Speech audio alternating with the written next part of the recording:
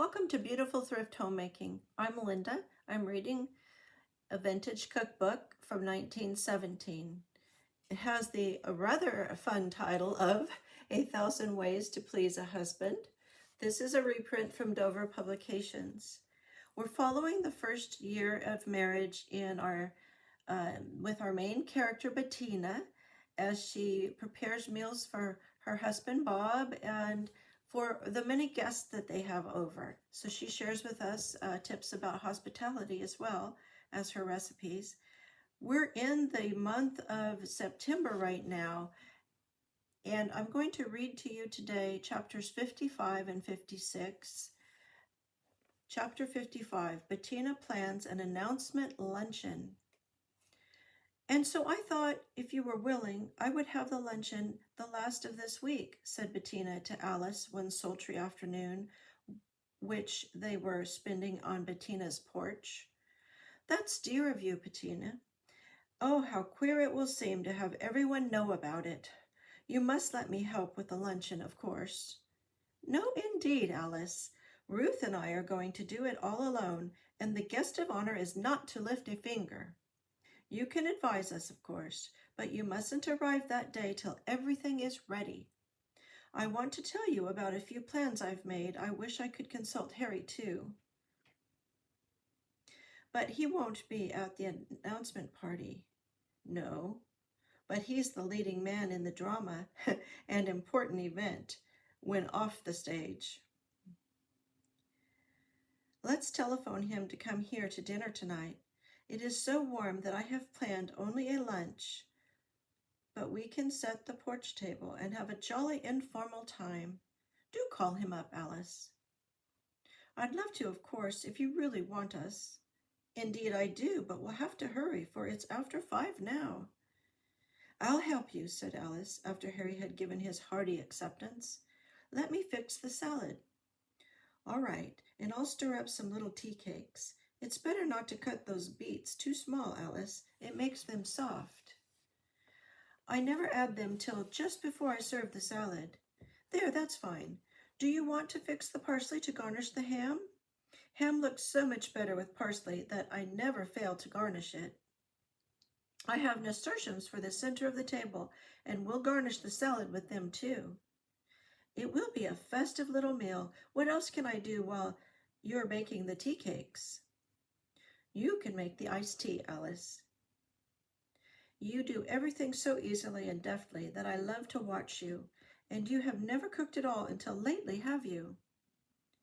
No, but I really like it. Wouldn't it be a joke if I should become very domestic? Well, your fate is pointing in that direction. Time is swiftly passing, and in a few short weeks, Alice, shall I call off the announcement luncheon? Oh, no, no, Bettina. Let fate do her worst. I'm resigned. Supper that night consisted of cold sliced ham, beet salad, bread, butter, tea cakes, applesauce, and iced tea. And in this chapter, we have Bettina's recipes for the beet salad, tea cakes called lightning tea cakes. All right, and that's it.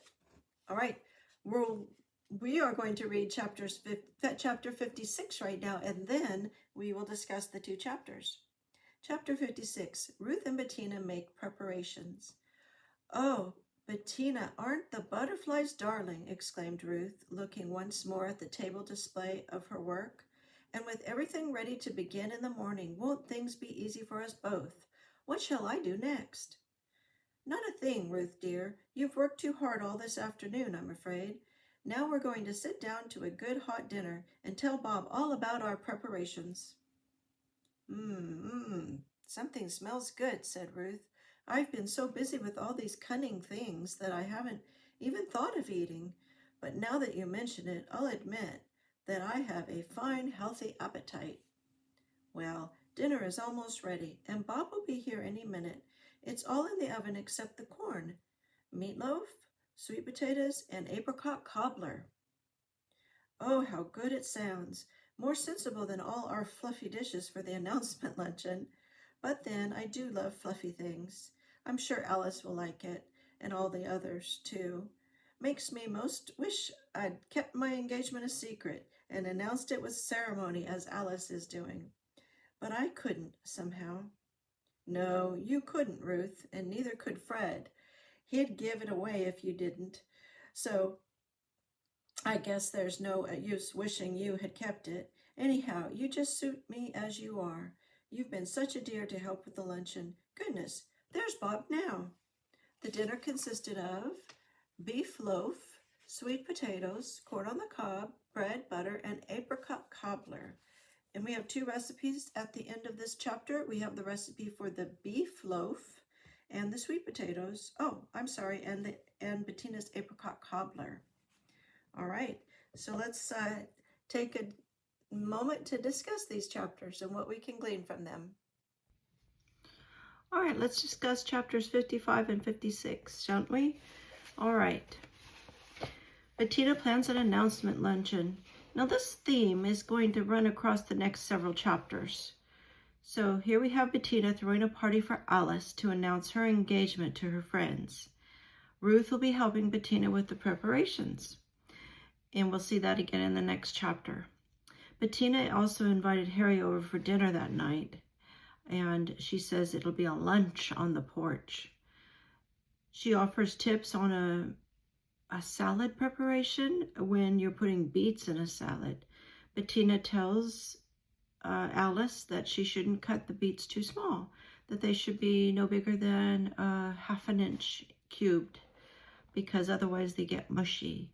Also, she suggests that you add beets as you're ready to serve the salad and not beforehand. All right. Now, parsley is served on the ham as a garnish. And I'm wondering if you garnish your foods at all at home. It is something that we sometimes see in a restaurant, but it's not something I've ever practiced in my home. Now, I understand that parsley might be a good thing to nibble on at the end of a meal to freshen the breath, and it's also edible, and I'm sure being so green, it provides some good nutrients. So there's another reason to add parsley other than beautifying the plate. Now, nasturtiums are added to a salad also, and we've seen that in a previous chapter. Nasturtiums also are on the table for decorations, and we've seen that several times. Bettina likes to use fresh flowers, and I did pick some tonight from my garden, and again I have my zinnias growing, and these ones were particularly lovely, I thought. They're variegated with pinks. And then I had more of my bright pink zinnias that I found tonight, just really taken over the garden. And then I had more of my long-stemmed yellow and orange zinnias. We had a nice rain today, and therefore this evening I am wearing long sleeves and drinking some chamomile tea. I hope that you're feeling it's cozy where you are right now too.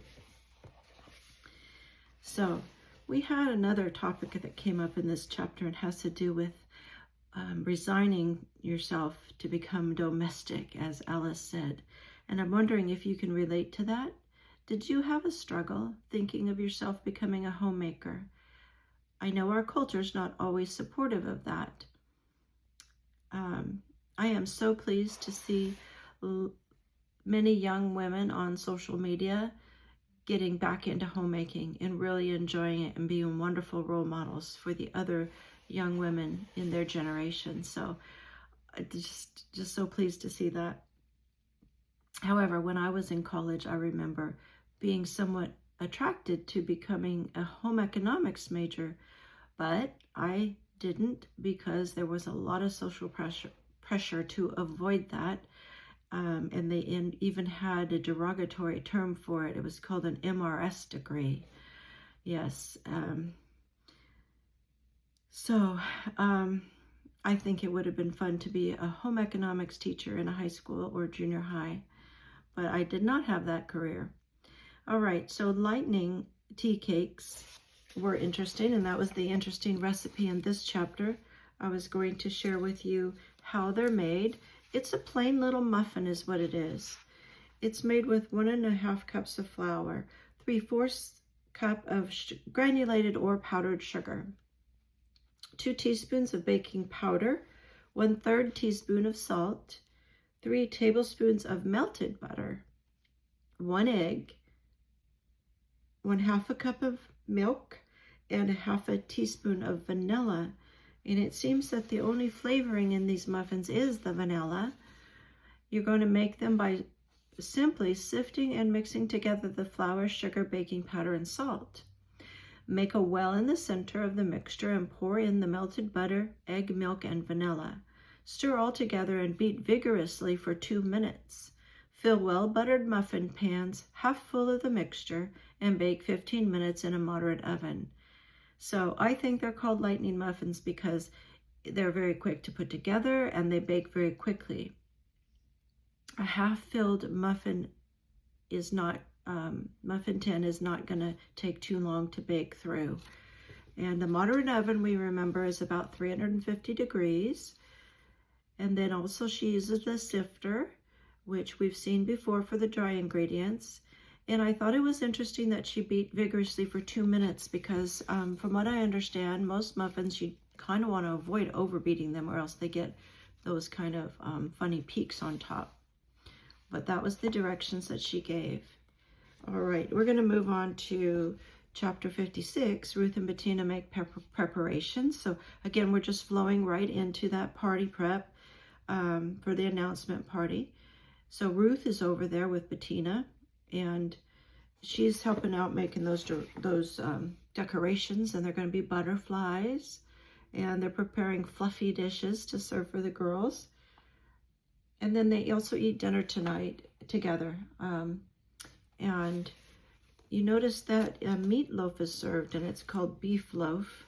And that's just a typical recipe like we would have today because it does have ground beef in it, but also a little bit of pork ground. She particularly says to use salt pork, so fatty pieces of pork like you'd find on the sides of bacon and such.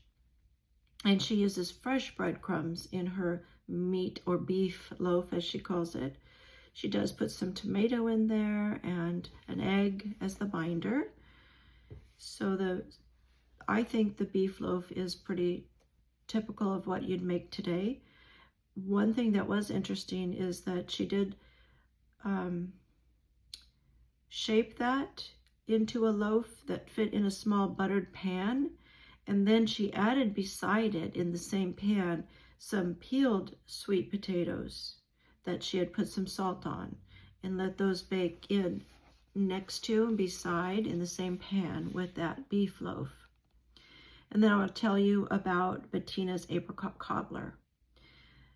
It's making only 3 portions. 1 cup of cooked and sweetened apricots, 1 tablespoon of flour, 1/2 teaspoon cinnamon, 1 cup flour, 2 teaspoons of baking powder, 1/3 teaspoon salt, 2 tablespoons butter, 1/3 cup milk, 1/3 cup sugar, 1/2 cup water, 1/2 teaspoon vanilla.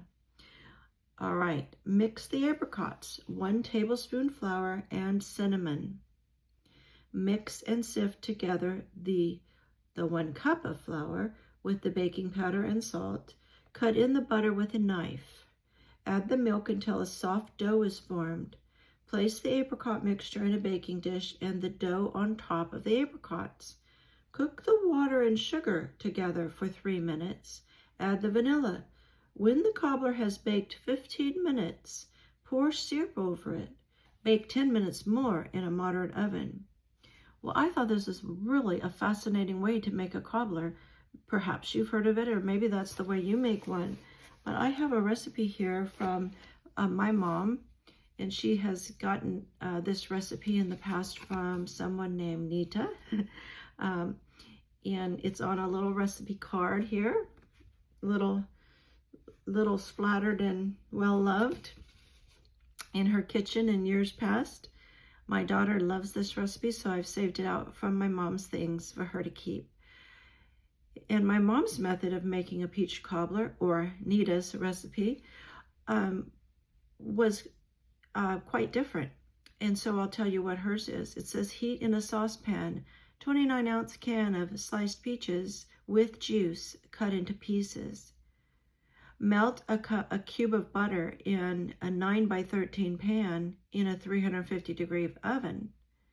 Mix together 1 heaping cup of flour, 2 teaspoons of baking powder, 1 heaping cup of sugar, 1 teaspoon of cinnamon. And on the side it says, I think it says to add a little salt. Don't know how much. Maybe half a teaspoon, right? Stir and add 1 cup of milk, and it says it will be runny. Pour the batter into the pan with the melted butter, then spoon the peaches over the butter and sprinkle with sugar and cinnamon mixed together. Bake 350 degrees for 30 to 40 minutes. Okay, so there you have 2 peach cobblers. Well, one was an apricot, One was an apricot, Bettina's was apricot, and 1 peach cobbler, and each of those cobblers made in a different way. So hopefully you enjoyed that. And let's just see if I had any other notes here. Nope, that's all for now. All right, so next time we're going to discuss 3 chapters, 57, 58, and 59 to finish up the month of September. And I am sorry that I'm in October now. Today, as I'm filming, is October 1st. I'm a little behind my personal schedule for keeping up with these videos. I'm having trouble with my filming. My iPad is a very simple model and doesn't have much storage, and so I can't make any more videos on it, even though I've tried to clear it up and delete my other videos off of it.